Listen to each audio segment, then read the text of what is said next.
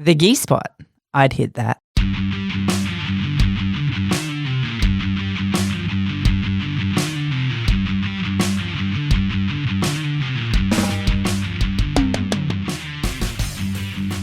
Hi, my name's Rachel Bradshaw and I'm a black belt in Jiu-Jitsu. Hi, I'm Kaz Page and I'm a purple belt in Jiu-Jitsu and we're back. Yay. Okay. How are you? I'm doing really well, but I know you have something very exciting to tell us about the week that was. Oh my goodness, I had quite the weekend. You did. Quite the adventurous weekend. I know, and I had nothing but FOMO. No, and well, I was letting you know along the way how things were going. So on Friday night, Grant and I went to a gig. No great surprise there. At the moment, he's got us booked in all over the place, so it's very exciting. Let's be real. You had your nanny nap before you went because that makes it a better experience for G. But we got home at 2 a.m. Oh, yeah, I can't do it. I'm so too old. That was crazy. I slept the whole way home, thank gosh. But, Grant drove, so that was good. And then on Saturday, I went down to Legacy at Parramatta for the first inaugural women's BJJ collective open mat. It's brand new initiative where a couple of the black belt females have got together in Sydney and they're wanting to put on free open mats for women once a quarter. Invite everyone from all different affiliations, no politics, no BS, no price, no cost. Come in, train. It was amazing. It looked awesome. And I saw the shots where you all come in together and threw the arms up and everything. It looked amazing. It was so cool. And there was like over 50 females on the mats at the very first event. There were 5 black belt females on the mats. There was a whole bunch of brown belts, purple belts and blues and a ton of white belt ladies on the mats. Kids, is there an age requirement to this? 15 and up. Okay, yep. Yeah, so it was really cool. Really cool environment, beautiful gym. Shout out to Jessing and her partners down there for creating such a beautiful environment and gym. And then afterwards we went to the best acai place I've ever had in my entire life. I saw that. It looked like it had ice cream and a pile up or whatever. Oh, yeah. I've never had acai as good as this. Like it was worth the training and the sweat and all of that to go and have that as the reward afterwards. Go and have it. So it was pretty good. Yeah. Pretty good. And then on Saturday nights we got together with the ladies from Jiu-Jitsu, went into Terrigal. I got pepper sprayed. And you did keep me abreast of that as well.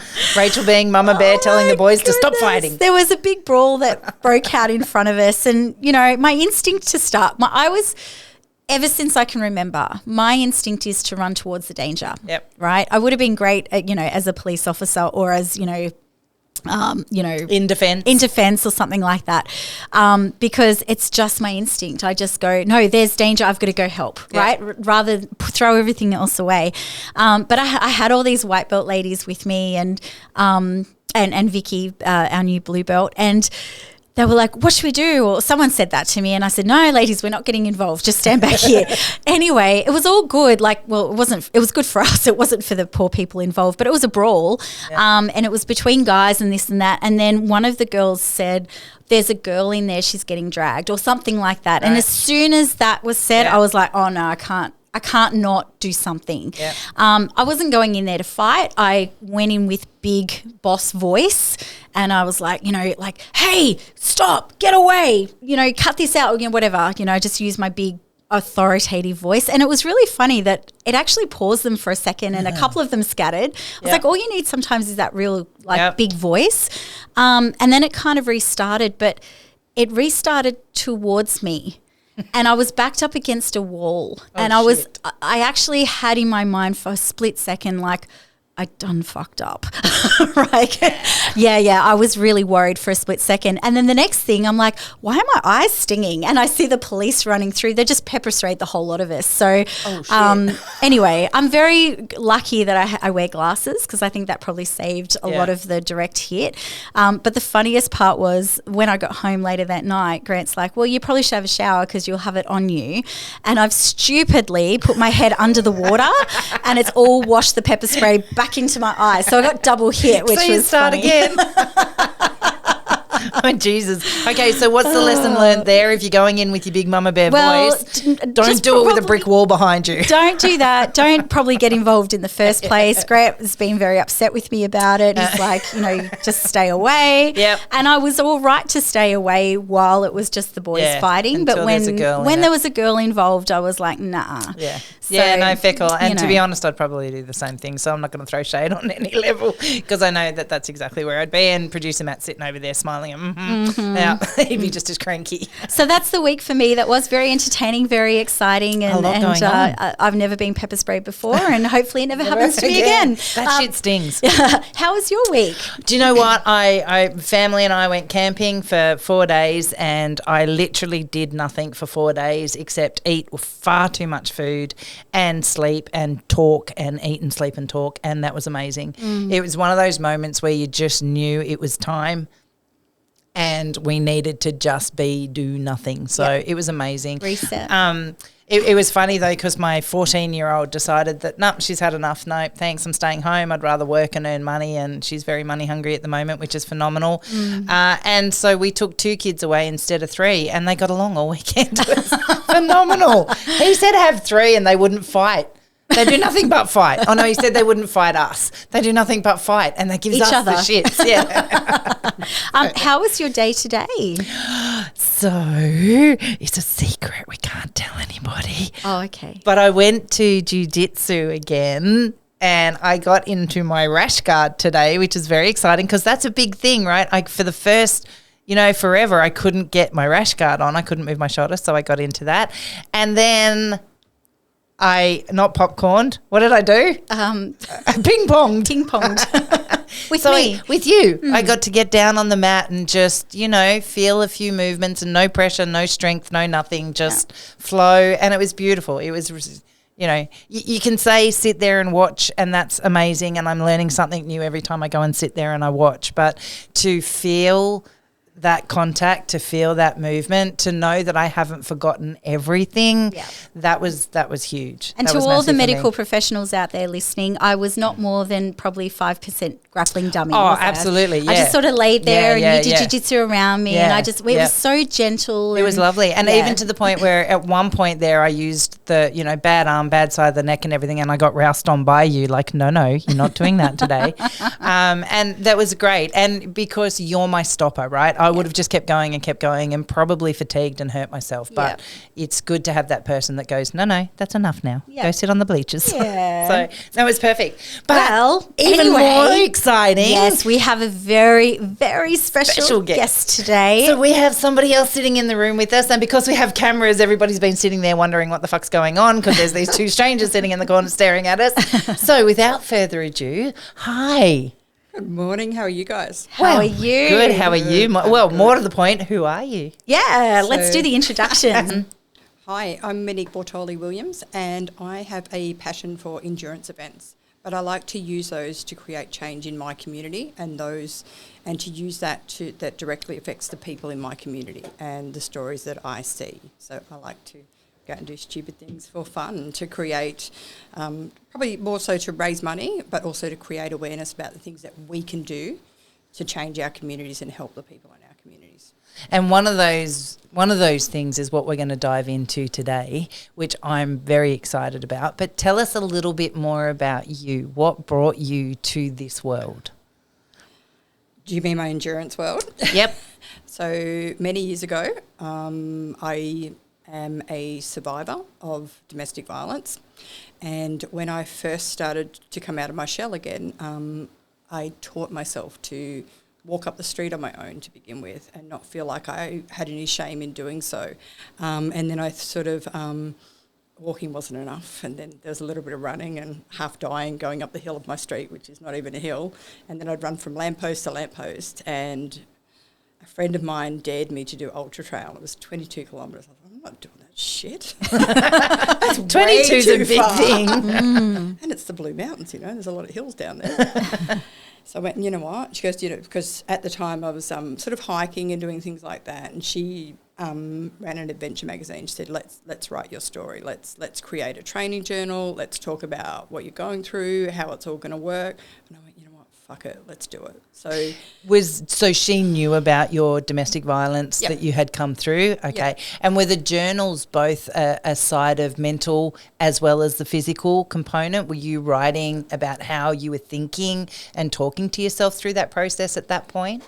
It was more about just pretty much sharing my journey, like from stepping out to walking, to running, to building my confidence again. And then you could see throughout that year the way it changed, especially on social media and things like that, where I was sharing my journey. So, and what it did was create change for the people around me as well. So they would then start coming along and thinking, yeah, I can run that too, or I can do this, or I can do that. So, and were these people that you knew, or were you starting to bring people out of the community that you didn't even know? Originally it was people I knew, and then it just spread awareness. So, and then I'd join a couple of running groups and things like that, and it would all just get compounded by that. So. Wow. It's funny when you start talking about things that you've been through and you're confident and comfortable to talk about them, it almost gives other people the key to say it's okay too. Do you find that when you're intermingling with people as they're starting to come out of their shells too? I find that they feel like it's okay to start sharing their story as well, because there's no shame in it. Yep. So we've been taught for so long there's a lot of shame in what we've been through, or talking about what we've been through, and there is no shame. We can't heal unless we do. Yep, 100% agree with you. And so then what happened? So did you do the 22? I did. How did that feel? Did you survive the 22? I did survive. Well, she's here today, so. And I got to the end of it, and it's funny because I didn't have any family and that there, because I didn't want anyone there just in case I didn't make it. Yep. You know, there's always that shame of not quite getting there. So I didn't have anyone there except for my friends. The friend who dared me, her husband was there, and he was there at the finish line. And Did you know he was going to be there? No. Okay. No, but he was waiting there because she was volunteering somewhere else. Yep. And he wrapped me up in the biggest hug, and I just cried. Yeah. And cried because and along that path, right before we finished, I met a girl, and at the end of the UTA 22, there was 951 stairs. That's a lot of stairs. Wow. But this girl was standing there, and she was sick, and she was crying, and she couldn't get up the top. So I stopped, and I ended up finishing with her. Oh, and we've been lovely. friends ever since, and she's in Victoria, so That's awesome. You just meet so many people on your journey to, I don't even know what you call the journey to. It's just growth. Yeah, that's it. Yeah. Back to life, right? Yeah. Back to life. Yep. You get to control it, and you get to own it, and you get to come back. As we get older, I think we really value the fact that we actually get to choose our life a lot of the time. Yes, I'll agree And with even that. when we don't choose our life, we can certainly make changes. Yep. And we can get choose back on our the path. outcomes. We can choose our reactions. Yep. And I think we do it with a lot more clarity the older we get to do that as well. And I think we learn not to give a shit what other people think. Yeah, really don't 100% to that. Yep. Okay, so you do the 22, then what comes next? What happens? Then it wasn't enough. You got the bug. Then 6 months later, there was a 54-kilometre one. And then that was like, not quite enough. So at this point, that you're doing these for you. Yep. These aren't charity driven or anything like that Not at this at that point? stage, Yep. no. Okay. So, and then it got to things like I just decided that it was a way that I could give back to my community. So I think it was 2018 or 2019, I decided to do 10 charity challenges over 12 months to raise money for the local domestic violence service that helped me. Okay. So I did like a crazy 60-kilometre stand-up paddleboard. Wow. I did some adventure racing, and I did some 50K runs, and then I did an out and back on the 6-foot track in the Blue Mountains, which was 95 Ks. And How does your body hold up to all this? oh, it's really not. Can I ask how old you were when you were doing when you started this this new process? Let me have a think. I would probably have been 43. Wow. So I turned 50 last weekend, or last Monday, so Oh, happy birthday. Welcome to the 50s. I love it. That's incredible of itself, because we hear so many people, who get to their 40s. Yep. And perhaps they haven't done things before, and they're just like, oh, I feel like my time's done. Yep. I'm too old for that shit now. My body won't be able to. But this is when you just got started. Yeah. Yeah, and that's look, amazing. It's so cool. my body struggles, but I don't care. Yeah. Because what I get out of it gives me so much more. In that mental health component as well, right? But even physically. So like I have quite a few injuries that I struggle with, and I have quite a few little things going on in the background that I struggle with at our age. But I just feel like I'm way healthier than a lot of people I know. My diet's a lot healthier. My skin's a lot healthier. I can run around with my kids, you know. If they shit me, I can chase them and beat them. I used to say that to my kids. They laugh at me at the moment through rehab, so through my neck injury and stuff. But I'll come back. I will be able to chase them again. I've got no hope with my boys. Yeah, no. Okay, so fast forward. We're going to talk about what you've just recently done. But let's start with why. How did you get involved with this particular charity? How did this come about? So this particular charity, my husband Ben he's a veteran. He still does reserve work. That's his Friday afternoon gig, is reserve work back at his old squadron. So, but we've been together 5 years. So for the 4 years prior to him getting out, he was in the Air Force. So, and he started training with Harbour on base at Williamtown to begin with. Okay, so hang on, Harbour Combat Sports is the charity that we've been working with, and they sponsor veterans and first responders and current serving members to do Jiu-Jitsu programs. Right. Which is... They're the same guys that sponsor our veterans program at Iconic as well. So... Yeah, we're closely related in that way. And they're doing amazing work. They are. It's phenomenal. And our veterans, some of them might never have come to the mats if it wasn't for that program. So it's a huge shout out to Harbour. Absolutely. It is, massive. The work is phenomenal. So, and for us, it changes our family. So. Yeah, every day. So can we talk about that a little bit before we go into the charity run as well? Because you and I were having a chat before we started this today, and I'm a veteran's wife, you're a veteran's wife, and in the realms of where we come to the defence world is quite significantly different. So I was with Matt before he joined the services, and then right through and then post the accident. You've come sort of at the tail end. What did you know about the Defence Forces before you met your husband and got married and got involved? I didn't know a lot about it at all. So even though the area in which I live is predominantly a RAF area, I knew pretty much nothing about service life or anything like that at all.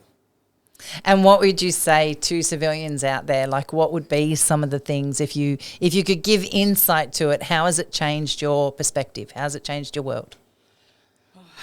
That's a tough question. It's for a while there, your life is not your own. So your decisions are not made by you. Like, you can't just ring up and go, okay, I want to go on holiday this week. No. I want to have a birthday party. No. You're not home for the kids' birthdays. You're not home for this. You're not home for that. And we just work around it and you just fake it till you make it, really. So we remember 2 years ago, and Ben didn't even know before he left, but he was away and I was having brain scans because they thought I had a brain tumour. And didn't even tell them about it till afterwards. Right. Because you can't. You know, you don't want to put the pressure on them while they're away. Yeah, they need to have their They're on the other side of the and, world. So, you know, the kids get hurt at home. It's like, no, nothing's wrong. It's all good. This one's not in trouble at school and that one's not this. It's hard, right? And you're dealing with it all yourself, like your mum and dad for that period. And then when they come back, you then have to talk them through what's gone down and what's happened and all the rest of it, and trying to bring them along on that journey and getting to the end of it as well. Like, hey, babe, I resolved this. Like, we're good. You can leave it. But they have to process their emotions through it as well in like 30 seconds. I found it harder when he got back. Yeah, me too. Because when they're away, you know your role, right? Your role is everything. And when you get back, you're not quite sure where you fit into anything. No, and neither are they.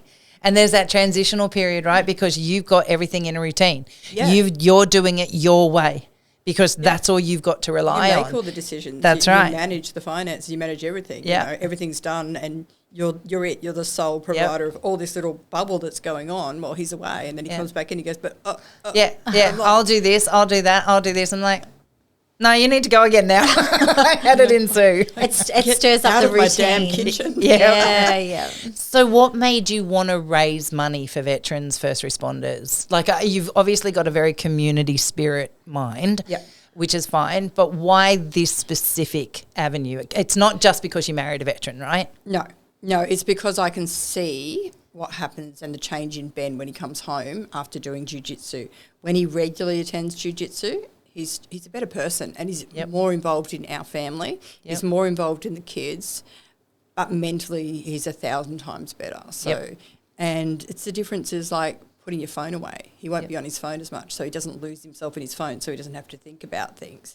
Things like that. And it stops the noise. It does. It stops the noise in his head, and I can always tell when he hasn't been at jiu-jitsu. It's like a week or two. It's like Jekyll and Hyde, right? It's like, can I have the other one back, please? It's the jiu-jitsu bag. Off you go. Yeah. We called it, like Matt's done it for 11 years now, and we call it Matt's therapy room. Yeah. Right, and we joke about it and say we plan all of our holidays around where jiu-jitsu gyms are, but that's deadly serious because he's off the mats right now, and if it wasn't for the fact that Iconic have got him in there coaching and being a part of it every day, honestly, I don't know where he would be or where we would be right now.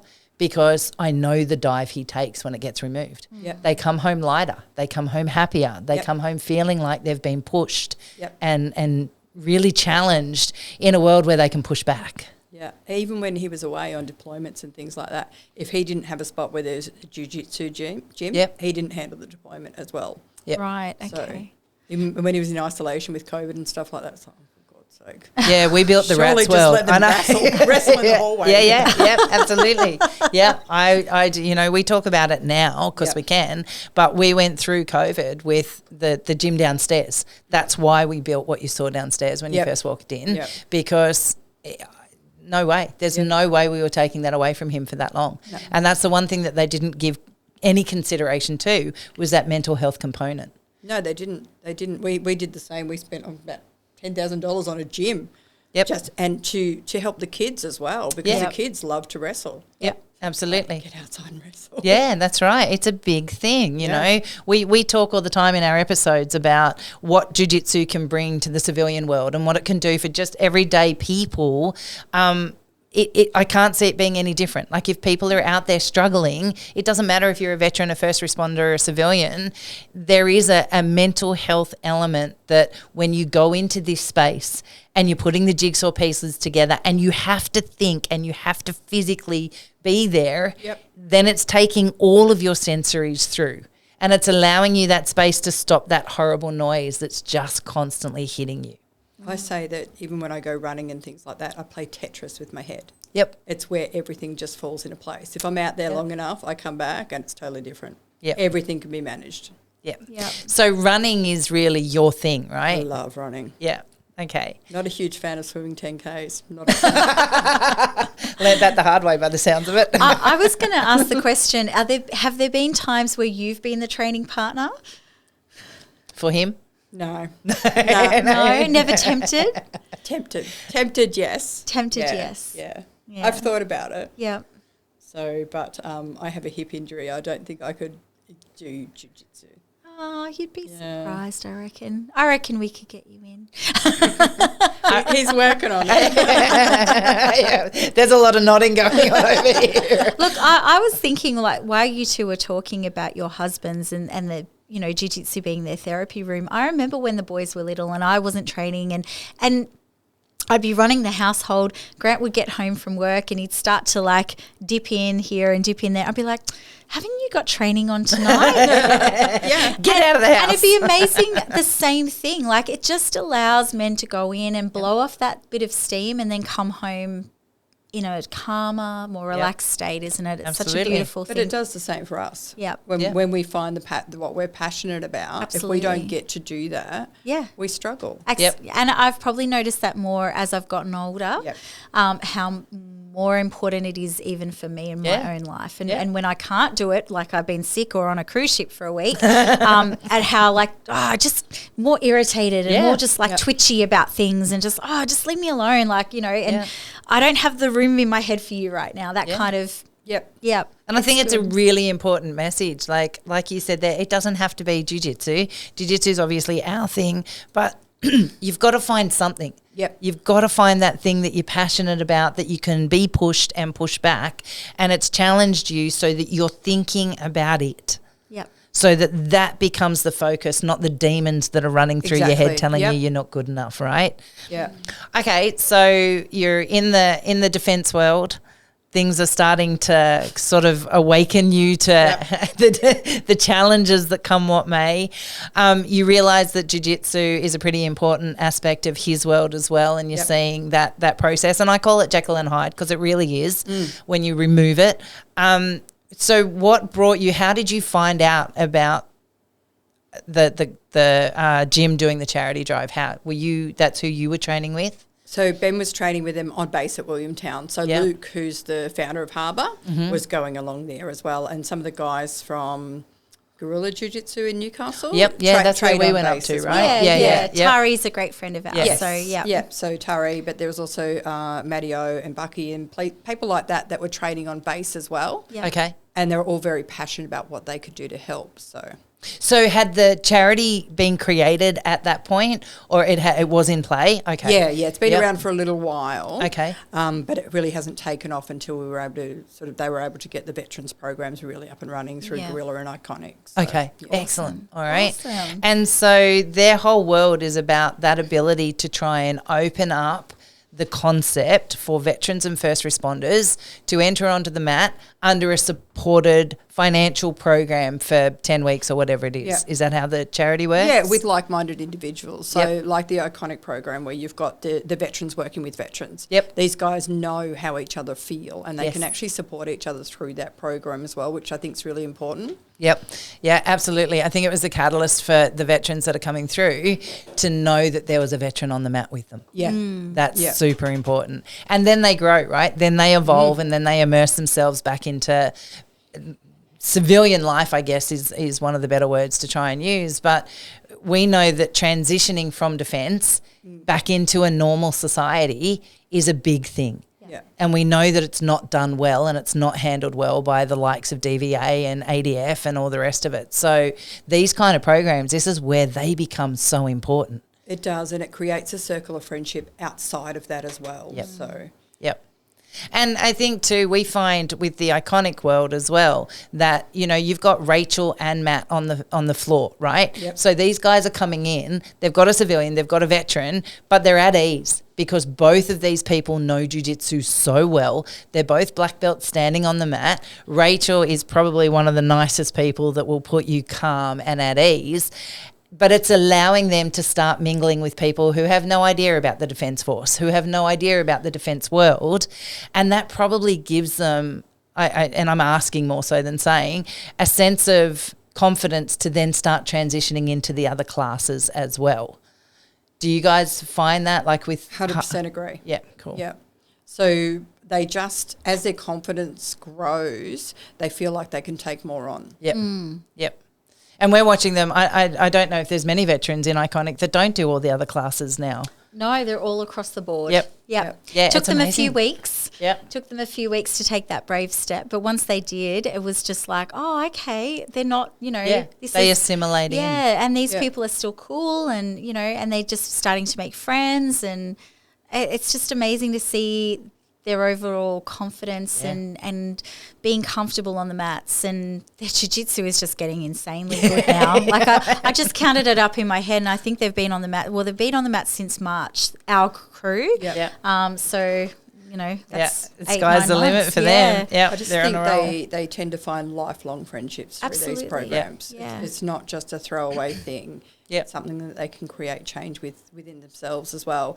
And even when we were out there doing this event last weekend, we had, I think, 3 videos come through from veterans. Yeah. That's awesome. Personally for us. Oh, And that's amazing. That changed the whole way everything was going out there. So, you know, it's something that has occurred to me at one time before, because when you bring veterans in the civilian world together, they're also in amongst their geographical area. Yep. of each other. That's right. When and this is a question to you guys, because I don't know, it sort of was something I was thinking about one day, but when you are a part of your crew and you go on deployment and you make these tremendous mates and these close bonds with all of your crew and teammates or Yep.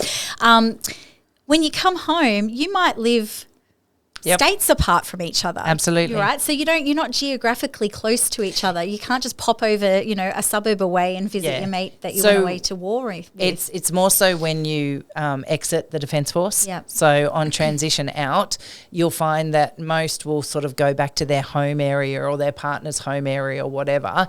If their camaraderies if their brothers, if their sisters, whatever, are left in, if they stay in, they keep going on with their movements or their placements in the Defence Force. And so you lose that connection with them. They have to keep looking forward. Yes. You're out. You've now got to look over here at the civilian world and rebuild your life, so to speak. And those people are still in. They're still, in that process. If you get out and you transition or you're allowed to stay in the area, then you can sort of keep camaraderie somewhat. But I would think you still have to build friendships, right, outside of that circle. So because in uniform, out of uniform, it's just night and day. Right. It just is. I was lucky because I've lived in my area for 19 years. Yep. So, and sort of Ben came into my world as such. So I had all those friendships and none of those were Defence Force. Yeah. Yeah. So I didn't lose any of that, and I still have really, really close friends that have supported me, seen me go through so many things. Yep. And then it was Ben has lost most of his friends because they've moved away. So, there's a phone call, there's a Facebook message, and they still keep in touch. Yeah. But it's not the same. It's not that real day-to-day social reaction or the weekend barbecues that you know and love. So all of a sudden that sort of, he had to blend into my world. So he had to blend into the civilian world, not the other way around. So we did things really differently. But then when you have programs like Harbour Combat Sports where they're bringing veterans together on the mats in your local area, you get to then connect with other like-minded people with similar backgrounds, not always the same, like it's Army with Air Force and Navy and that sort of thing. The arms go away at that point. And I'm sure there's still they're better than us and we're better than you guys. Even on our mats, there's a bit of banter about like who was an officer and who was the, whatever. One of my adult daughters used to joke all the time growing up that she was going to join the Air Force, and Matt would respond with, "Then you're not sitting at my table at Christmas." But, that shared experience and that shared bond, and then you're making friends with people in your area. I know there's been cases where, one of the guys needed some help one day with something that they were doing and put a message in the chat, and another one of the veterans popped over and helped. And, they can't help each other enough. It's that brings back that camaraderie and that brotherhood and that mateship. So and that's what they're taught. That's in their DNA from that point. We had that last weekend with some of the veterans that came out. It was phenomenal. So it came out, and you've touched on it a couple of times. Yeah. Jiu-Jitsu is not your world, but we know that running and endurance and, these crazy things are. So talk us through. You found something that you decided you were going to do to sponsor or feed back into the charity. What did you do? Talk us through it. Go back to the very start. So I decided that I wanted to do an Ultrawoman event. So what is an Ultrawoman event? So it starts off with day one is a 10K swim and a 140K bike ride.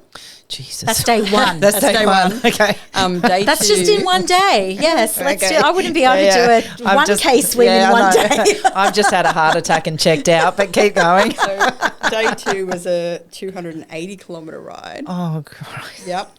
Okay. And okay, so hang on. Let's do this. I'm writing this down. Go back to day one. It was a 140 ride. Yep. Hang on. There was 140 ride and a 10K swim. 10K swim. Yeah. So you've done 150 day one. Yeah. Yeah. What'd you do day two? 280. Jeez. That was a ride. Yep. And then the goal was a 100K run. Okay, so 100K run. Yeah. So 380 day two. And that's 3 days. Over 3 days, it's 530 kilometres was the goal. Man. Okay. Do people even drive 530 kilometres in 3 days. That's like here to Brisbane or something. Oh, no, it's here. Oh, no, it's here to just past Armidale. So Armidale, I Yeah. think, from here to Armidale is 480 k's or something. Yeah. So, yeah, no. And for all of those overseas, sorry, and I don't know what the conversion is in miles, but it's a shit ton. Hang on. You keep talking. Okay, I'll yeah, work it out. Rach is going to look up what it is in miles for all the people overseas. It's a long way. It is. It's huge. Okay, so I'm assuming that this isn't just on a flat track either. So the swim was done at a pool, which Okay, I think yeah. was more mind-numbing than... Yeah, that's a boom, dum, dum, Yeah. dum. Yeah, So okay. 530 kilometres is 329.327 miles. See, I told you it was a shit ton. Sounds worse in miles. Oh, it does. It's horrible. Damn. Okay. So you've had to do the pool, but what Yeah. was the running? What was the terrain of the running? It was relatively flat. It was Okay. a little bit of undulating hills, but not much. Okay. Not much. It's So- still a lot, and I couldn't have done it. So my hat's off to you. and the ride, was that hilly or straight? No, the ride was pretty flat, but Yep. very windy. Right. So yeah, the wind knocked us around a bit. And I'm so assuming a it's couple of not tantrums coming out there. behind you, the wind, No, of like you course weren't not. that lucky. Can we rewind a little bit? What was the training leading up to it? So how did you number one, how did you physically prepare? Yep. And then number two, how did you mentally prepare? prepare. Because I can't even begin to wrap my mind around these numbers. That's just insane to me. Like a 5K walk is probably, like I have 120 metre That would have been the smarter driveway, option. yeah. Really. sorry, excuse me. So yeah, mentally and physically, how did you prepare for this? So physically, I went and got a coach. Okay, I good. wanted someone that could help me manage what I needed to do without me having to think about it. So Yep. every Sunday, training plan in the emails, and off I went. So it was a 12 to 18 month build up Yep. to really nail what we wanted to do. So And were you doing any other runs or any other events in that 12 to 18 month period? No. Or this was just shut down training for shut this one? down Yep. just this one. No even training events or anything like Okay, that, just yep. to see how the race day would go or anything like that. It was just straight training. So Okay. there was Right. so much involved, and I'd never done a triathlon before. Okay. So I had to It's learn the to ride first a of bike, many. a road bike. I've done mountain biking, but I've never ridden a road bike. Did you get like a really sore ass? Oh yeah. Oh yeah, okay. Just I could think of nothing worse. I like running. Well, hang on. I really like running. You ride a horse. Yeah, it's Not different. anymore, but- It's different. No. There's a big no. It's different. It's a bigger seat in the saddle. Yeah, but you Yeah. still get a sore butt. Well, you do, but I reckon I get a way sore butt Yeah, quicker yeah. on a bike. Yeah. So 12 to 18 months ago, Yeah. you've gone, okay, I'm going to do this thing. Yeah. Did you know the date? Did you say, Yes. I'm going to do this on my 50th? Yeah. This Yeah. is a celebration of my 50 years on Earth. I don't know why. You call that a know. celebration? Yeah, I had yeah. a party and got Yeah, pissed, I'm but good gonna- luck to you. I did that too. At the end of the 3 days. yeah. I want that for, I don't want that for my 50th. I want You want the Kaz, party, I want the party and the beers. You and I have very different ideas of celebrating. We might do we could do like a charity open mat or something for my 50th. Yeah, I'll do that. That'd be as far as That's I it, go. that's But it. anyway, And I don't have to back train you. for 18 months for You that. could do it for like 50 hours. I could. Oh, well, hey, ease up. Come No. on now. I was actually- You're only 50. I'm 52. Now, come on. I was actually thinking I could do 50 rolls, like yeah, okay. 55 it, minute that's it. rounds. Yeah, but you have to be one of the roles. There you go. There you go. You're in now. We'll get you prepped. Is it for charity? Oh, yeah, absolutely. It's for charity. And it's not for another Game 4 on. years, so yeah, we're yeah, all you good. got Plenty of time. So you got time to practice. You'll have to start coming to the women's class. Okay, so back to you. In 4 years, you could be a fairly high leveled blue belt by then. Yeah, see, we got your back. Especially with your mindset, far Yeah. out. You'd be like a brown belt by then, probably. You have not seen how uncle I really am. We'll find a way to make it right. Don't you worry about that. All right, so 18 months. Okay, so you've got your coach. Yeah. What yeah. are you doing mentally? Mentally, it was a matter of learning to tune the shit out. Okay. Learning to tune out the bullshit. Learning to tune out the fact that, people would say, oh, you're too busy for us, you're too this, you're too that. So there was a lot of pressure from the outside world Yeah. to keep up with life. Okay. Right. And I Yeah. had to learn to switch off because I not only am I doing this, I run a very successful business. I have 2 other jobs as well.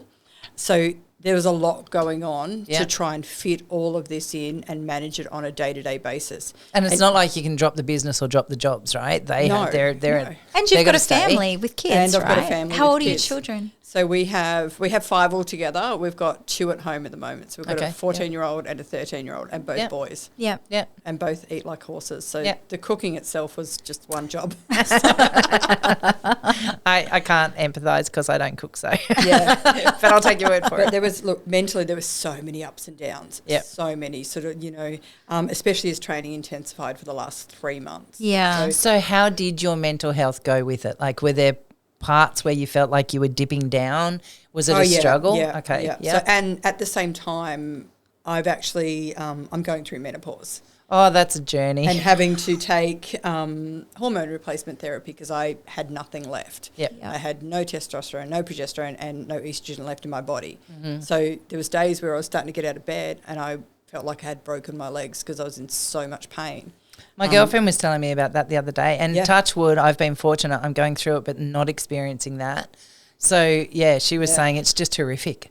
I've been to hell on earth with menopause. Yeah. And even a week out from the event, they had to change my medication Oh, Jesus. because my testosterone was so low. So I wasn't recovering and I had no muscle strength. And I was like, oh my So God. were you getting medically tested as well for this? Like, were Yes, you getting yep. all of your indicators checked on a Yep. regular basis as Yep. you're going through? Not just because of menopause, but because of this big event that you were entering No, just into? because of menopause. Okay, So right, yeah. All right. So your I figure doctor's old age is just going to happen anyway, so I may as well do it disgracefully. Yeah, good. No, I'm with you. Let's do it. Yeah, let's just dive all in. It was more the, for me, with the menopause was the mental health side of things. Yep. Yeah. Because there was at one stage there where I wouldn't have been here if it wasn't, he wasn't home. Okay. Because that's how erratic my body was going. So, Yeah. and It's this is before it got really intense training as well. So There's just so much to that people don't talk about. Oh, yeah, Is absolutely. we hear about the hot flushes, we hear about the, you stop getting your periods and all that, but no one talks about what you emotionally go through and how you feel on the But inside. all the other physical components too, like my hair was falling out. I was like scratching my skin off because my sweat was burning my skin and things like that. It was really weird. And the hard part about it is too that I don't know, I know enough females sort of in our late 40s, early 50s that are going through it, and every single one of us is having a different experience. Yeah. It's not like you can just go, oh, menopause, there's the 30 different things that you're going to experience. It's like, no, here's the one of 500 things that you may experience through this process. I'm just very, very, very lucky I've got a good doctor. Yeah. So, and she was testing every 3 months. So that's a shit of a thing. You're building up for this thing that you've never done before. It's like stupid amount kilometres that you're going to have to endure. Yeah. You've not ridden a bike before in this sort of process. Oh, I also had to learn how to swim because I hate swimming and I've never been a swimmer. Why didn't you just find a really big run to do? Because that wouldn't have challenged me. Yeah, well, fair call. Okay. And back to what we were talking about before, is your T-shirt is like, it's just you, isn't Yeah, it? Comfort, it is, yeah. It comfort really is a is. slow death. We talk about this all the time where people step out of their comfort zone back into another comfort zone. Yep. People step on the mats for the first time, find 5 training partners that they like, and then never deviate Don't from push that. So any further. it's not that you've got to just step out of your comfort zone, but you have to keep stepping out of your comfort zone to grow. How important for you is the right support network around you when you're stepping out of that comfort zone into the next challenge? You have to have people you wholly and solely trust with your life. Yep. Because that's what it can come down to. And for me out there, that's what it did come down to. So I got really sick out there and my best friend made the call. Okay. So all right. So hang on. Let's go back to training first. So you've done your 18 months. Yep. You've got your right trainer in place. Yep. Mentally, you've got some support around you. Your doctor's acknowledging that you're going through menopause at the same time. Yep. 2 big challenges that. Doctor's a former triathlete as well, so she's brilliant. Oh, Yeah. that's perfect. Yep. Okay, that's really important. I was Physio. going to ask if your doctor was on board with all of this at the same time. Yep. Yep. 100% right from the start. I spoke Okay. to her about it. But she also knew my endurance background as well. So so it's not like you were coming from complete novice, complete virgin, diving into the deep end. No. Okay, and so then you're coming closer. Yeah. How's your nerves? How are you prepping? How's all the family around you? So nerves, I was getting nervous in probably the last 2 months because 4 months out I had two rounds of pneumonia. Oh, so, and I ended up going into the hyperbaric chamber in Newcastle to help heal a bit quicker. Wow, you don't do things in half, right? Did you just like put up a neon sign saying, come and get me? Yeah, I know, right? And I was just like, shit, it's another fucking training session missed. Oh, no. So that must have been messing with your head a bit too. Missing training sessions did too, and then working so much as well. So, and you just have to make it work. You just, and out there on the end of the day, when you get out to do these things, it's one last push, right? Yep. That's all you got to do. Yep. Dig in deep. Yeah. Dig deep and get as far as you can physically go. Yep. Okay, so day one. Yep. So you wake up in the morning, or did you sleep well the night before? I actually don't remember. I think I did. No. Hubby's sitting in the corner going, no. You're here for the truth lines. Ben, did you sleep well the night before? No. The nerves were all around. Yeah. There was a lot of nerves around it. Yeah. And I think for me, I was more nervous about the swim than I was about any of it. And that was up first? Yep. Right, okay. So you wake up in the morning. Yep. Your feet touch the ground. Yep. Get dressed. Yep. What happens next? Do you eat? Are you there or are you at home the night before? We're at home. Okay. So we made the decision to stay at home because that's where I was comfortable. Yeah. So that's where, I was comfy with my bed, my stuff, my shower at the end of the day. Yep. That makes a lot of sense. Was it Lambton Pool you did it in? No, Lakeside at Raymond Terrace. Okay, all right. So, and they were fantastic. So talk us through your morning. What goes on? What time do you wake up? I'm a shocker for getting out of bed at 4 o'clock or 4:30. Honestly, I'm not a morning person either. Neither say. I am a morning person, so I'm just like 4 o'clock. Bing. Oh, you're awake. Okay. Right, Where are you going? Ben loves it. Oh, that's me. Yeah, it said nobody ever. Yeah. He just goes. Ooh. Yeah, that's my husband too. It's still dark outside. Who's waking up at 4 a.m.? Yeah, that would be me. So we, I think I had breakfast. I'm sure that I had an egg roll. So I think I had, Okay. an egg on a roll. And that Do you remember what you're thinking? Just get the shit done. Yep. Yeah.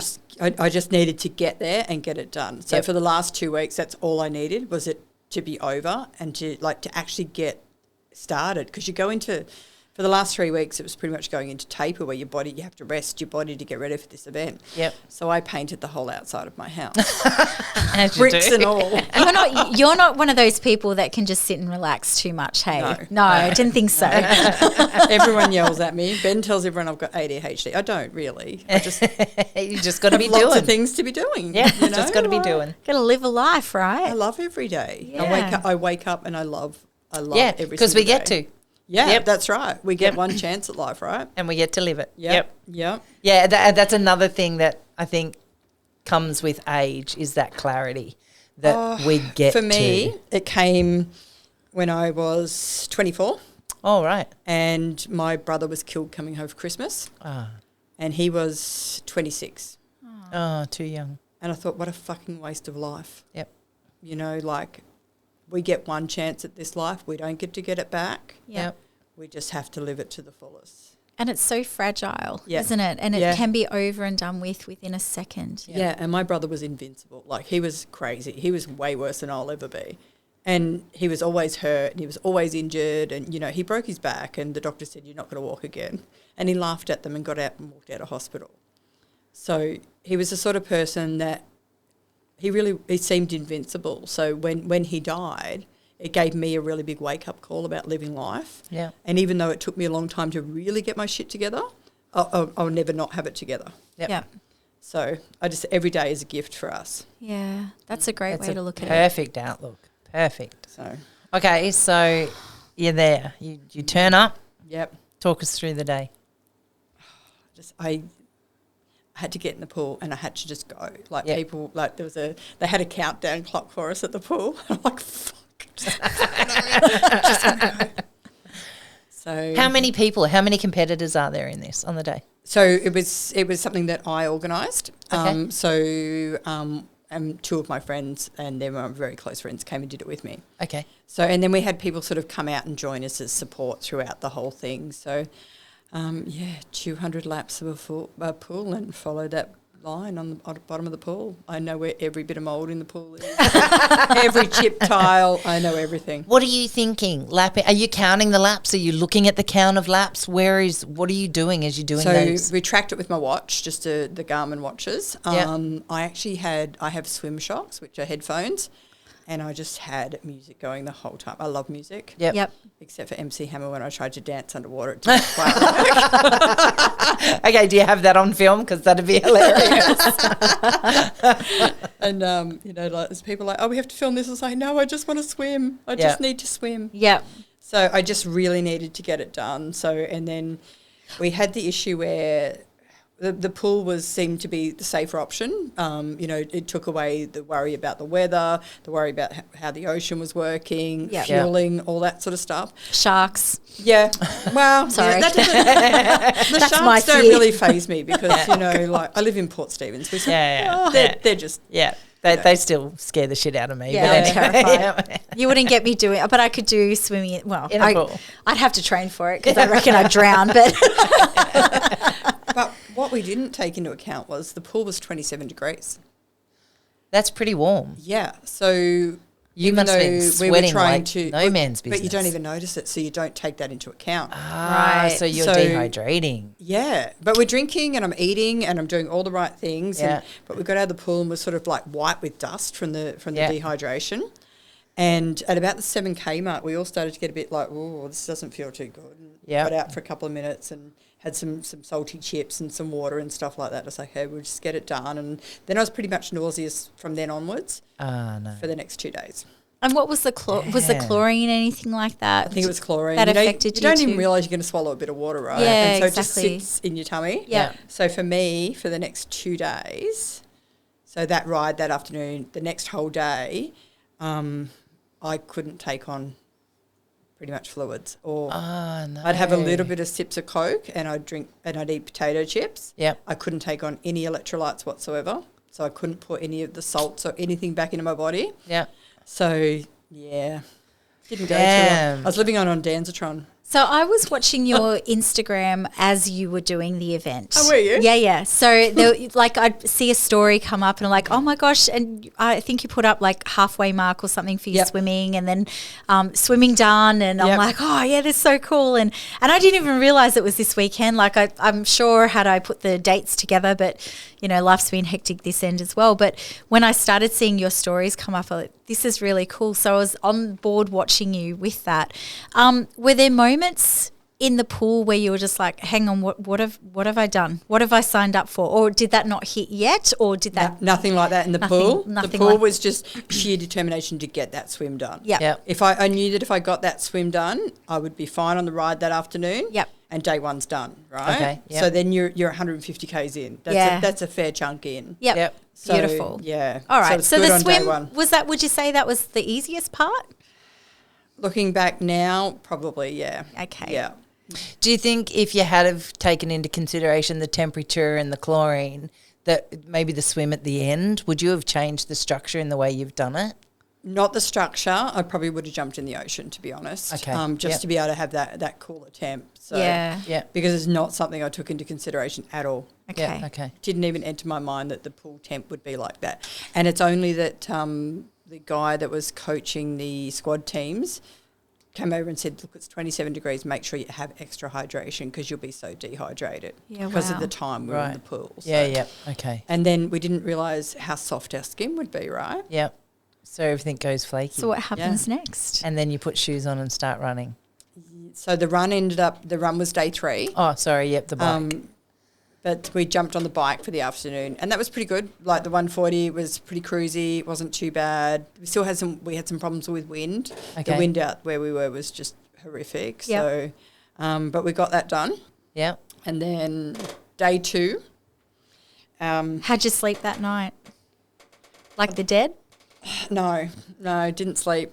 at all? Not really, no. Yeah. No, I think we were talking on the phone between the 3 girls that were doing it at like 4:30 in the morning or something like that. Yeah. Did you went back home to the comfort and okay, so the reset, but there's no downtime. So you and your girlfriends that you're doing, you're chatting and talking and assessing and okay. Did it not think like at that point were you not concerned about no sleep, no resetting? No, not at that point because we've done adventure racing together as well. So we've gone 36 hours straight with no sleep. So that was not something we were overly concerned about. Yep. Because we knew how to get through that. Okay. We knew how to manage the sleep deprivation. Okay. And that. The sleep deprivation never actually came into it. Okay. So the day 2 that we woke up, we were back out on the bikes and our first lap, the day before we'd done our 43 Ks in about an hour 40, an hour 50 at most. Yeah. And the win the next day, that lap was 2.5 hours. So it's right up against you at this point. Yeah, You're riding into almost a brick wall. And Juzzy and I were there and I'm like pedaling 100 miles an hour and we're looking down and we're going, shit. You know, this is not moving. Fucking ridiculous. No, we pretty much felt like we were going backwards. Yeah. So we made the call to shorten the loops. Okay. Which was fucking mind-numbing. Yeah. So the loops, instead of being 43 Ks each and like that's 7 laps, you know, it's done. Yeah. On day 2 became, I think they were about 12 K loops. Right. Oh, no. Yeah. So you've pretty much tripled the requirement. Yeah. And it's of like just the going- mind-numbing bang. Yeah. But we had to do that to get out of the wind. Okay. Yeah. And to save time. So, Yeah. but after that first 43 Ks, all of us we were done. Yeah. I didn't want to go ahead at all. We were just like, nah, this is ridiculous. Like, came back in, hadn't eaten or anything like that, like really struggling. I burst into tears, lost my shit, had a bit of a tantrum. Yep. As I do. I didn't throw my bike though. Okay, that's a good start. I do like my bike. Oh, did someone else throw their bike? Or? I have thrown my bike. Right, okay. And my helmet. So, that's just the passion coming out. That's what we'll call it. Yeah, that's We like right. that Yeah. I got your back. But we had a video come through from one of the veterans. Ah. And it was incredible. And then, of course, I just sobbed my heart out. And Ben was really worried that he'd upset me and made everything worse, but it didn't. And he was at the end of it was he said just left foot, right foot, just get it done. Yep. So every time that night we went past each other, we were like left foot, right foot. Yeah. But it's the motivation, right? Yeah. And it's that it was the why you were doing it. Yeah, exactly, because they shared their stories with us as well and told us what the program was doing for them. Yep. Yeah. So, and I won't share their stories because they're That's okay. their It's their stories. story Yeah. to share. Yep. But what they told us and some of the stories they said just opened up all those doors again, exactly why we were there. Because when you're in the moment and you're struggling and things like that, you're not thinking about that. Yeah. No. It becomes about you. It did. And that was not okay out there. It had to be about something else. Yep. So Bigger than you. Yeah. Yeah. And that's what it took to turn it around. And then throughout that whole day, videos would filter through. Yeah. With their stories, with their words of encouragement and stuff like that, and what the program was doing for them. That's amazing. So we didn't finish till 11:45 that night. Wow. Yeah. And that's the ride. That's the ride, the Yeah. 280-kilometre ride. Yeah. Yeah, wow. Which I don't recommend. No. Don't worry, I won't be doing that anytime soon. You don't have to Thanks tell for me that. twice. Yep. No problems whatsoever. While you're on the bike and you've got your two other training partners? Oh, sorry, Yeah, two other yeah. ladies that are doing it with Yeah. you? And because of the way we were out there and the way the wind was, we actually couldn't help each other. Right. We were not in the headspaces to help each other. Yep. But at the right time, like Bucky, one of the current serving members, and Part of Harbour, he turned up and rode a couple of laps with me. And then another one of my best friends came out, and she's a triathlete. Okay. But she's been injured for a long time. Right. And she has been riding sort of maybe 40 Ks. She came out and cracked out 100 Ks with me and just kept going and going. And then another friend of ours came out and she did another amount of Ks. And then other people turned up and did this and this. And it all just fell into place to make us get that job done. That's amazing. Awesome. That's really cool. And then so shout out to all those people. Oh, they were that's incredible. amazing. Incredible. Yep. That's People just coming stuff out. that you don't even Like that wouldn't have even entered my head that would have been a thing, Yep. right? It wouldn't. Yeah. I was imagining the three of you out there, and maybe you're not riding side by side, but sort of like a kilometre apart, or even something like that. Yeah, that was day one. We were all pretty together, and we had it all. Tight. But day 3, it was such a struggle with that. Day 2, such a struggle with that wind. Yeah. That we just. It was just heads down. Heads down, bum up, just get the job done. Yeah. Do you mantra anything in your head when it's feeling like, what am I doing here? Does anything go through? Do you have that self-talk that happens, or? I do. I just have, and I have it printed on the front of my bike. I have just fucking go. Yep. Nice. You just got to go. And you just say that to yourself over and over again. Yep. Yep. The longer I go, the stronger you get. Do you go back and think over the course of your? I mean, I run a little bit. Yep. I haven't run for a little while, but when I go running, it's like I'll get back from a run. I'm like, man, that was really good therapy, because my mind takes me back to all these different events in my life, and I unwrap it and I solve it, and I say things out loud. Even as I'm running, I'm like, I'm having these conversations again with these people that have annoyed me or done something to me or whatever, and I've put them in their place, and then I can wrap that little event back up and tuck it back in that filing cabinet. That's what I do. I don't know if that's normal, or I need to be like, put in the hospital somewhere. We call that data dumping, and it's a real thing. That's what I talk about when I say people have got to learn to data dump. Yeah. You've got to take that noise out of your head, sort it all out into the correct compartments, File and then it put it back back in. in. That's right. Yeah, that's how What you stop do you the do? noise. Do you do that? Exactly the same. Yep. I think about a lot of things while I'm out there. Not only just going back, and you have a look at the mistakes you've made in life, or the judgments you've had, and how you could have handled maybe things differently. Do you want to relive those? Fuck no. Yep. But you do want them in their place. Yeah. And then moving forward, how can I be the person that I really want to be? Yeah. That's where the growth comes from. And what is this? What am I doing out here that I can use to move forward to create that change? So every big event will make you change. Yeah. How proud are you at the end of each day of your accomplishment? Do you own it? Like, do you give yourself that minute to go, I fucking done that? No, not at the end of every day, no. Okay. No. Okay. Why not? Don't have time for it. Fair enough. You have to sort of stay almost in what I call warrior mode. Yep. You can't let anything in or out. You're still chasing. Yeah. It's not done. Yep. So you're not done yet. Yeah. You can't let your guard down till you're done. So you're doing your 280 ride on day 2, and you said that you didn't finish the 280 ride until midnight. Quarter to 12. Sorry. And we had a little turnaround. At 11:45. Yeah. Yep. We had a little turnaround, and I nailed that turnaround until the very last turn. And that's because it was dark and Ben was following me with the car. And I was like, oh, for fuck's sake, of course I'm going to fall off in him. So then I tried to jump back up again, but then I fell over again. I was like, for fuck's sake. Is that because your legs were just jelly? Yeah. Even coming imagine. into checkpoints, they would catch us on the bike because we were so wobbly. Right. Yeah. Wow. So it's almost like you had to keep the momentum going in order not to fall off and collapse, right? Yep. Because your body would just give in. Yeah. So what happens at the end of the ride? Do you go home and talk for another 5 hours? No, go home, eat, shower, go to bed. Okay. So you sleep day 2? No, we were up at 4:30 talking on Facebook. So you got 3 hours sleep? Yeah, about 3 hours, I'd say, yeah. Yep. Okay. By the time you get home. I wasn't calling it great sleep, though. It was like every time I moved, like, oh, Jesus. How much pain are you in at this point? It wasn't sort of muscle pain, but, yeah, the bike does not make you a happy girl. No. Not at all. In your training, had you done a session of 280 Ks? No. Okay. Longest ride was 180. Okay. Yeah.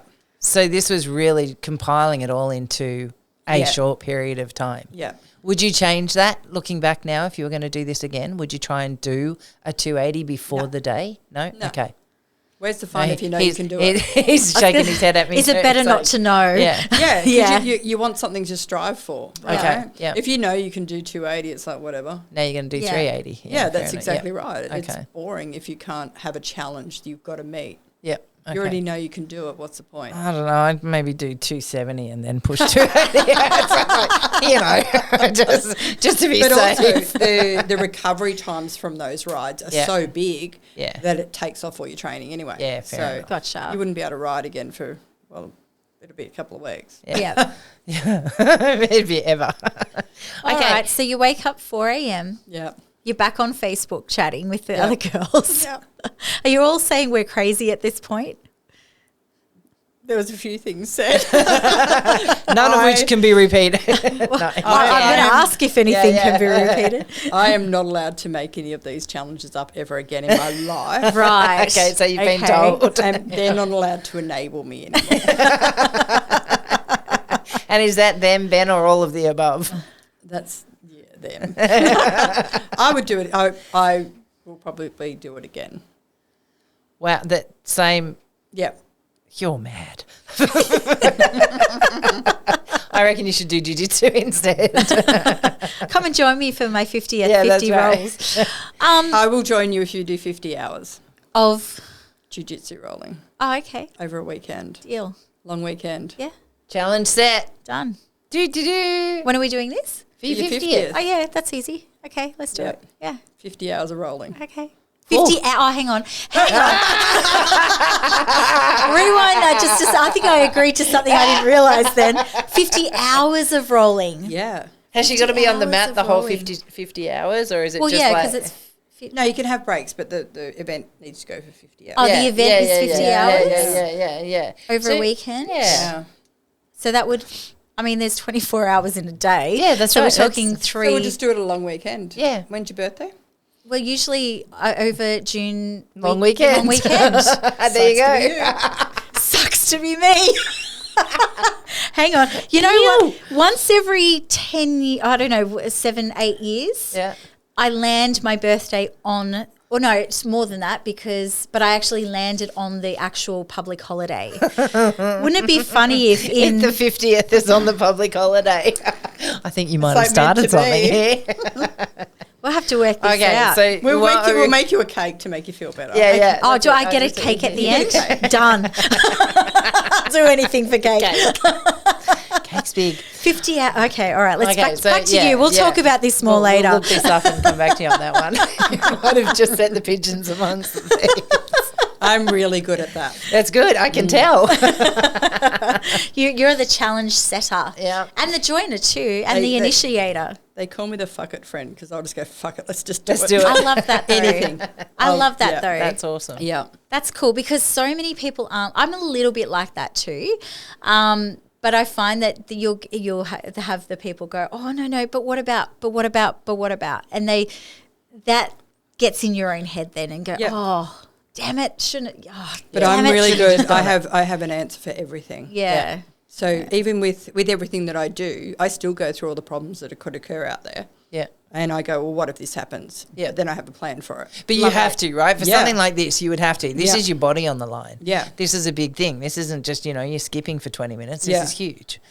So, okay, so you're up at 4 a.m. You're talking with the girls again. Yeah. Where's your headspace? They're cursing you. You're like, let's just fucking do it. Yeah.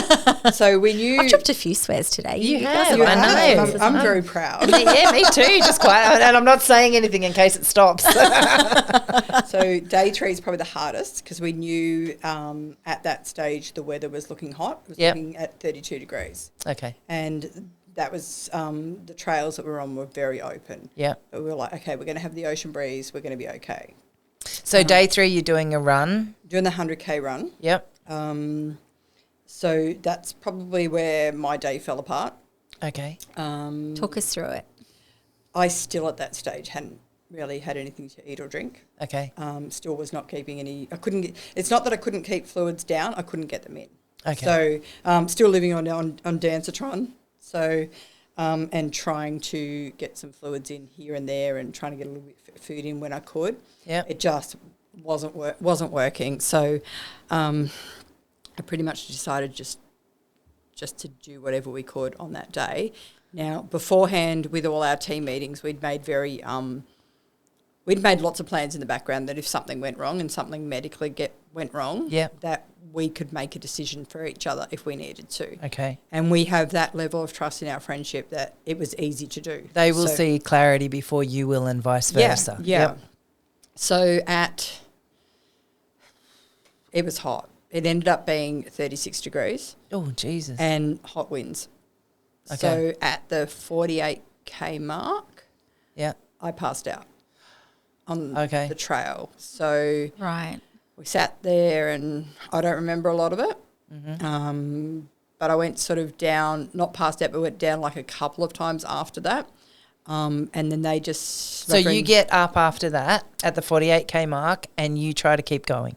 Yes. Okay. To the point where where Juzzy turned me around and said, no, we have to go back to the tent. Yep. We've got to get you back to the tent, and that is it. Okay. So... And where's your headspace at that point? At that point, I was not concerned by her decision. Okay. Because it was getting dangerous. Yeah. So Yeah. for me, I wasn't focused and I wasn't clear, and I hadn't had any water for, like I'd barely had water for 2 days. Yeah. So it was, for me, I was sort of, I wasn't really with it. So, but I also knew that she would make the best decision for me. So Yep. she's ex-Defence Force as well, so she's a veteran, and she's just straight down the line. Yep. It's brutally honest. Love her dearly. Yeah. But she said, no, that's it. You're done. Yep. Okay. And she said, you were like a space cadet. Yep.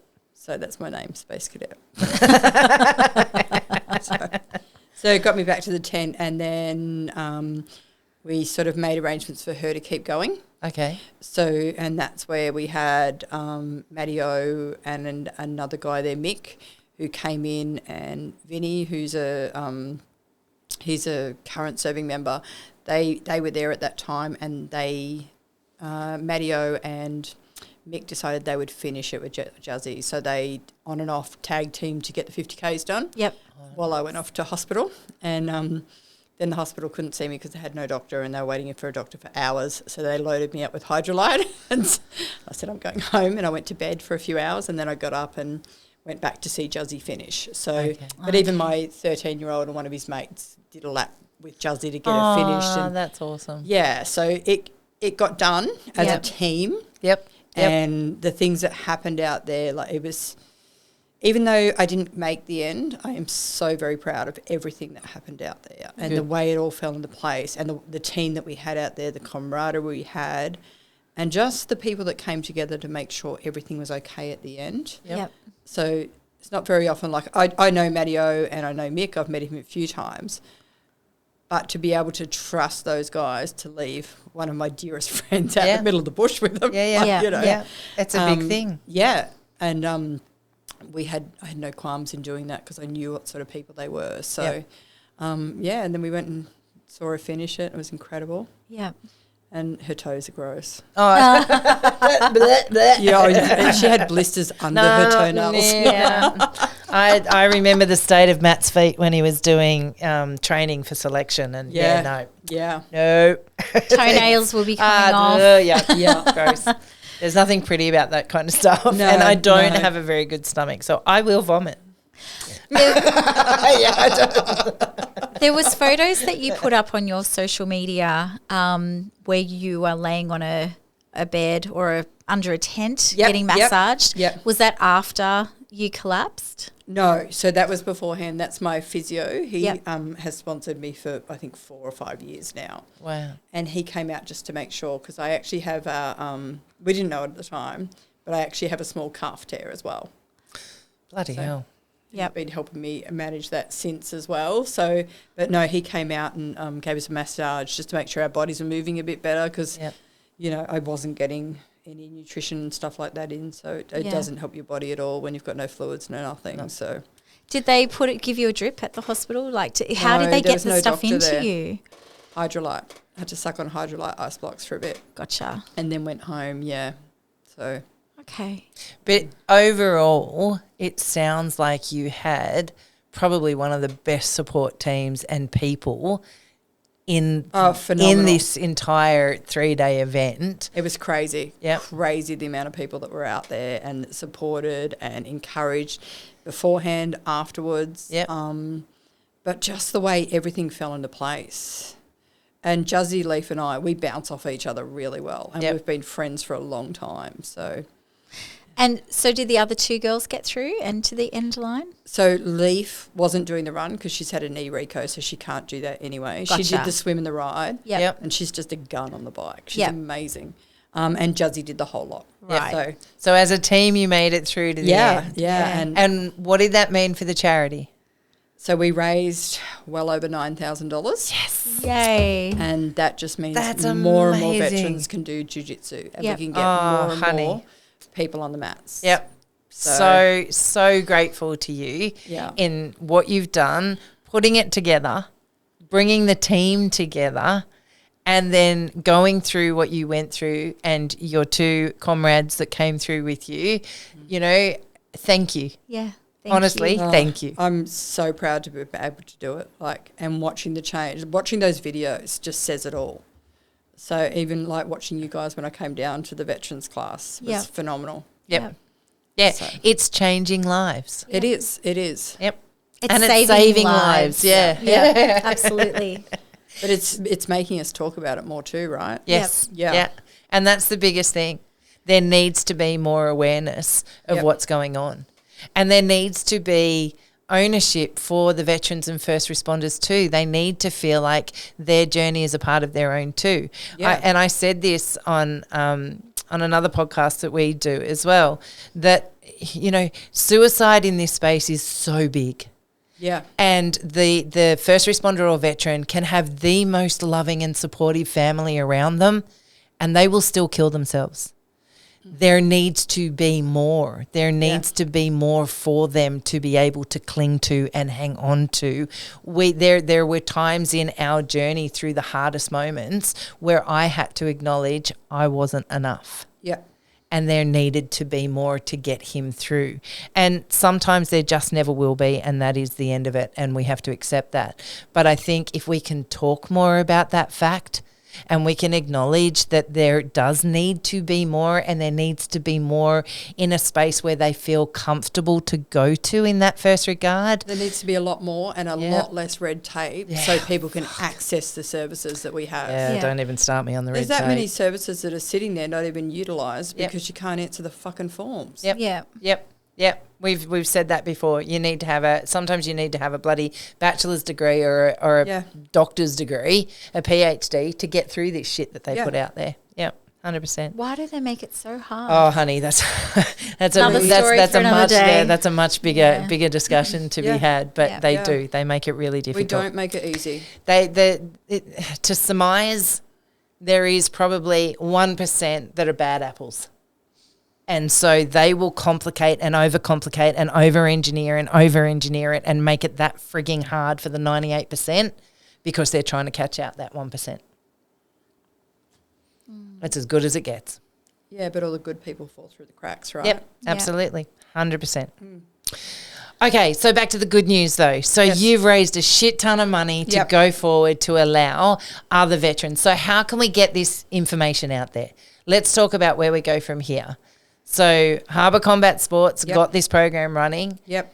Other jiu-jitsu schools, gyms can get involved. They certainly can. They can get in touch with Harbour and Luke. Yep. And he'll have a chat to them about what they can do and how he can help. And that's what happened, right? Yep. So we joined your school, we joined your gym. Yep. Asked could we start a veterans program. Yep. They were all in. It was amazing. We just put it out there. We We just did, said, right? okay, let's do it. We didn't even know that Harbour Combat existed or their program in sponsorship existed. Yep. He got in contact with me. Yep. He sent me a message, Luke did, and said, I'd love to talk to you about this. Yes. Can you give me a call? And I'm like, okay. It was amazing. Yeah. And then So he's like, we want to sponsor it because we already sponsored a lot of the cost of it. Yep. We do a lot of it for free. Yep. We've got Matt volunteering. I'm volunteering my time. Yep. The space, we don't charge all this. The only thing that we were charging for was the cost of the uniform. Yep. And Luke messaged us and he's like, I want to cover that cost. Yep. Like, you're already doing a lot. We want to help you with that. So, you know, we at Iconic, we offer a 10-week program, but any different gym could offer a different type of program. Yep. And then Luke might jump in and have a chat to them about So what they can do. They can reach out to Harbour Combat Sport, Yeah, right? they certainly Yep. can. Okay. So either on Instagram or Facebook, Yeah. and just have a chat with Luke. He's brilliant to talk to. And this is nationally. So any Yep. gyms in Australia right now doing jiu-jitsu, if you've got veterans, first responders, and you want to Yep. start a unique program for others to come and join, Yep. and even if you don't, like, still start the program, right? That's Because it. One opening veteran it on up. the mats is one less that we lose, right? That's it. That's Yeah. 100% right. That's Yeah. perfect. So is there anything else you'd like to share with us? Is there anything else that you'd like to say while you've got an audience? I just want to thank everyone for what they did out there. Honestly, the support crew, the friendships, the camaraderie we had was phenomenal. My husband has given up his last 18 months. He's followed me up the highway. He's followed me down dirt tracks. He's fed me, looked after me, like bandaged my stacks. He's like, True love. he's done everything. Yeah. Yeah. Yep. Well, Yeah. he obviously sees the benefit into what you're doing, which is, you know, enormous. You know, we always say behind every great man's a great woman, but behind every great woman is also a great man, isn't it? You know, it takes two, and it takes a great team. Is there anything you would have changed looking back over the weekend? I don't think so, no. Other than maybe switching out the chlorine for the salt? No, look, I wouldn't change it after the fact. Like, it's it taught me so much. Right. It taught me so much about what I'm capable of and what we're capable of as a team. Yep. So, and That's amazing. it can only get bigger and better from here, right? Yeah. Yeah, 50 hours of Until rolling the in next 4 one. years. You need to start training now. I didn't think that part. Yeah, I know. Well, you put your foot in That's it now. That's it. It Let's just do goes to it. show you it doesn't matter how old you are, though. Oh, If you 100%. want something, you just chase after it, you Yep. go get it, Yeah, right? exactly. Yep, absolutely. So- I say that to the kids all the time. If you want it, you've got to put the work in. Yeah, You've got to go get it. Nothing's going to get handed to you because nothing's for free. that's exactly right. Yep. So, and we're just a small little group of like chicks that hang out and love adventure, and look at what we just did. Yeah. Yep. That's amazing. Imagine getting a few more people together and Oh. how much change it would actually create. Yep, absolutely. amazing. 100%. And you know what? I just want to say too, on behalf of us, the Gee Spot, Matt and I want to say thank you to your team as well, because it's phenomenal. And we know the change that you've now afforded a whole lot of veterans and first responders. So to everybody that's out there, hopefully they're all listening, and from us, from the bottom of our heart, thank you. And thank you to you guys too, because without this, we wouldn't be having this conversation today. And it's these kind of conversations that get to change the landscape. That's exactly it. So hats off to you. I commend you for what you've done, and I really thank you. Thank you. I've got a few little questions for you. Ouch. Here we go. Spotlight's And these on. are like just for, you know, throw them out, tell us the stories, whatever. So anything you would have changed? Nothing you would have changed. What was the funniest thing that happened? I like the fact that you've both just So thrown obviously your hands something's out. happened. Yeah, do I share. didn't know. I was just like, I betcha something funny happened. What was the funniest thing that went on? Yeah, share it away. I don't know if I can share. Even producer Matt's happy over You in the can corner. share here. anything. Let's go. I'm just I can't. Oh my god, this is so bad. When I was so out of it, oh my god. My friend Juzzy said to me, "We just got to get you back to Ben and the tent. We'll get you back to Ben." Yep, this is on the that's run. your 50k. Yep. Yep. And I looked at her and I said, "Oh my god, you should see Ben's tent in the morning." And she's just like done, and I was like a space cadet. And every time I'd start to go a bit funny and wander off, she goes, "Let's get you to Ben in his tent." And I would just smile at her, and I'm like, "Oh my god, God, I hope my mum doesn't listen to this." And I was She like, will, "Oh." because we're now on YouTube and she'll be able to find it really easily. Yeah, I wonder if we should name it Ben and his tent. Let's get you back to Ben and his tent. Hey, it's a sign of a healthy man. There you go. That's it. That's exactly right. And a happy man too. Okay, All next right. question. So, funniest thing that happened. All right. Ben in his tent. I couldn't help myself. What was the most surprising thing to you? The support that we had. Yeah. So, and the people turning up just, at the perfect moments. Yeah. It was like everything just fell into place like it was supposed to. Yeah. The right people turned up at the right time, at the right moments, just to push us that extra mile. Like my friend Gail turning up, like she's not allowed to ride 100 Ks. Like, That's the universe knowing you're doing good and giving back. Yeah, exactly. Yeah. Everything was like that. So, and then she comes from Muswellbrook. She turned up with 500 metres to go on the swim as well. Yep. And then drove home again to Muswellbrook that day, and then drove back down again the next day. Wow. So it was phenomenal. Just the people turning up at exactly the right times. Yep. And the videos coming through at the right time. Yep. That's so cool. Was there anything that happened like while you were out there that you saw?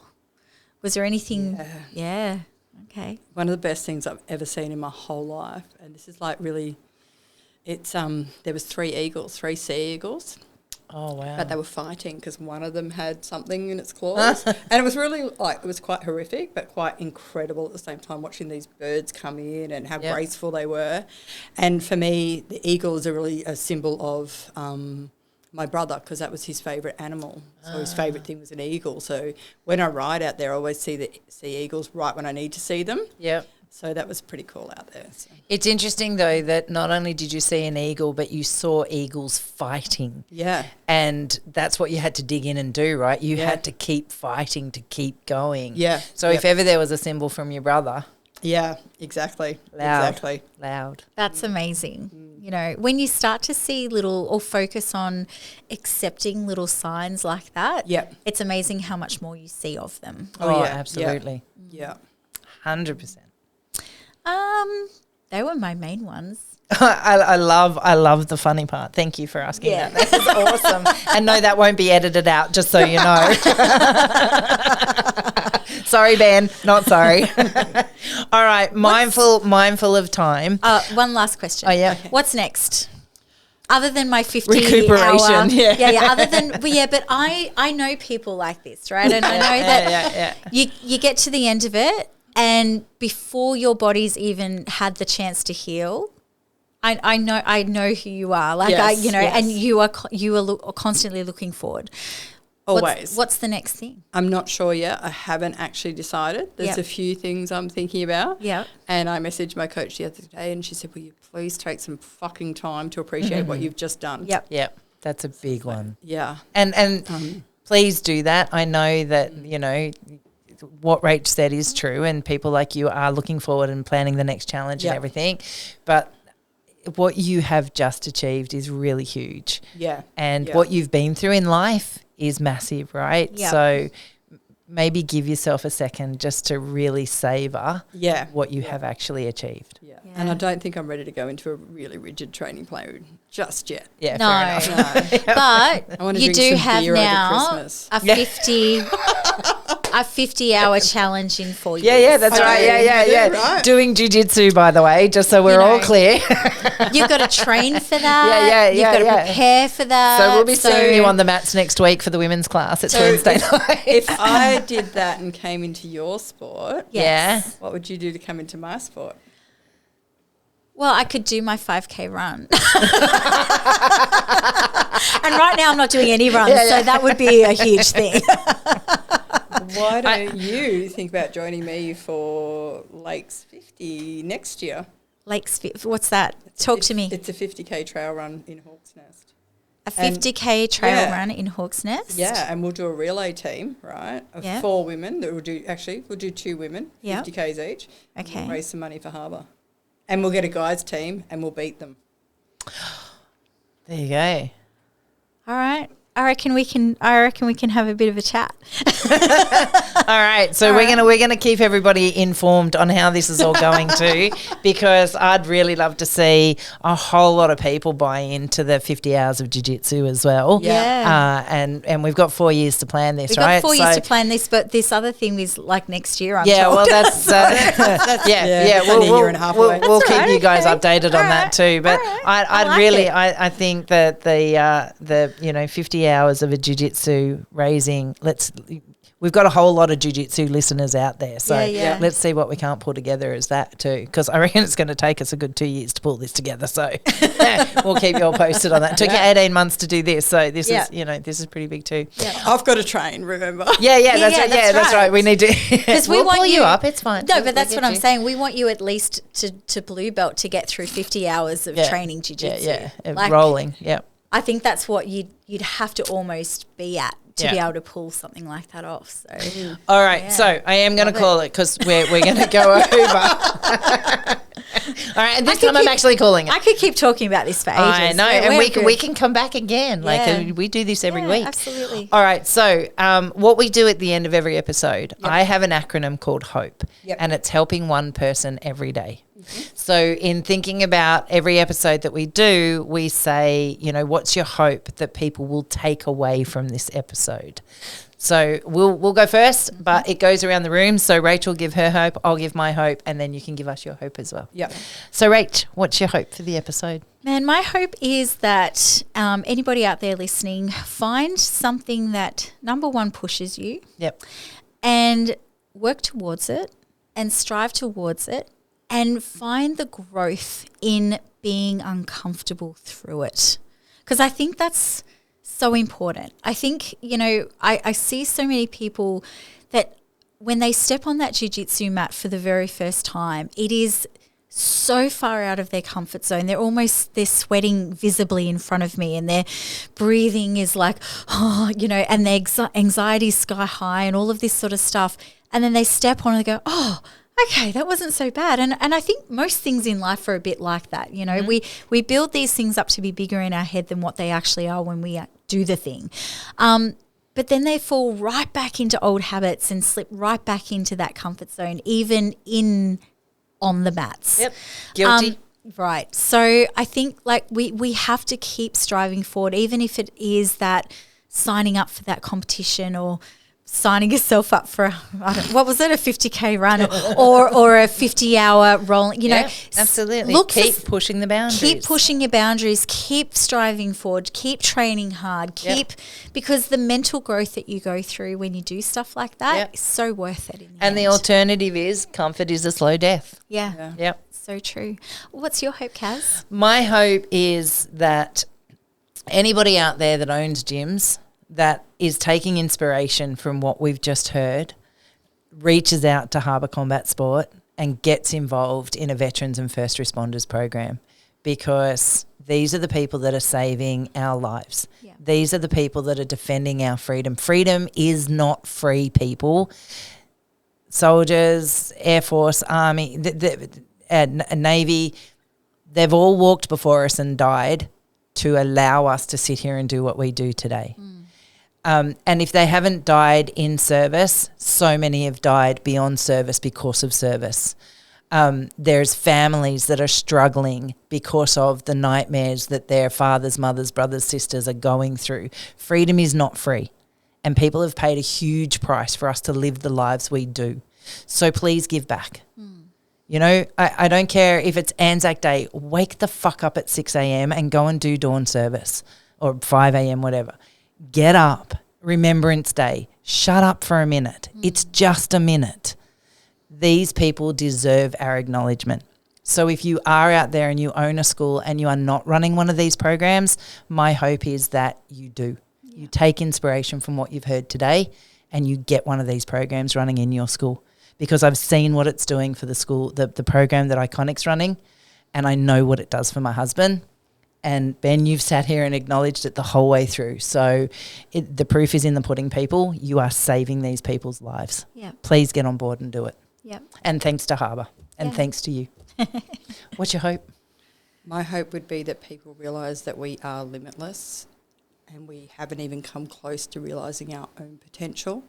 Yep. And we need to get out there and try. It doesn't matter where you start. It matters where you're going.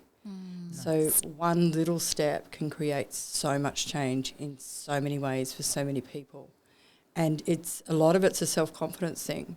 If people have a dream or have a hope or have a goal, take the first step. Yep. Get out there and do it. Like, your limit is yourself, realistically. It doesn't matter where you've come from or where you're going. You can do anything.